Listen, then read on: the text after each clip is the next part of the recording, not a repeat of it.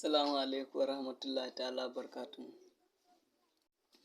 Al'umman manzon Allah sallallahu alaihi wasallam. Ubangiji Allah ya saka muku da abin da kuke yi. Lalle a wannan wata mai albarka an ga masoyan manzon Allah sallallahu alaihi wasallam.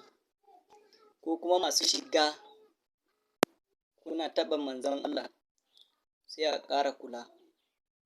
Kan manzon Allah babu abin da ba zai iya faruwa ba. Ko kuma masoya Ubangiji Allah ya ƙara maku lafiya. Allah Ubangiji ya bar mu da manzon Allah.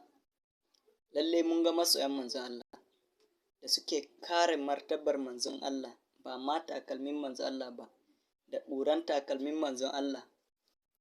Wasu ma na sha ƙuran dokin manzon Allah sallallahu alaihi wasallam. To duk gabaki ɗayanku, gabaki ɗayanmu Ubangiji Allah ya sada mu da annabin rahama. Allah kuma Ubangiji ya saka muku da alkhairi. Allah kai ba ma zan shi Allah ya saka muku da aljanna ba. Allah ya saka muku da manzon Allah. Kai Allah ya saka muku da takalmin manzon Allah sallallahu alaihi wasallam.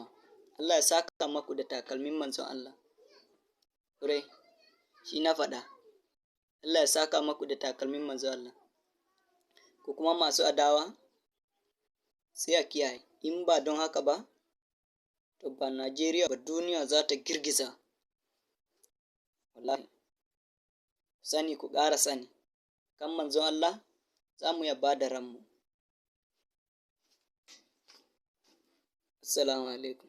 Allah ya saka mu da manzon Allah.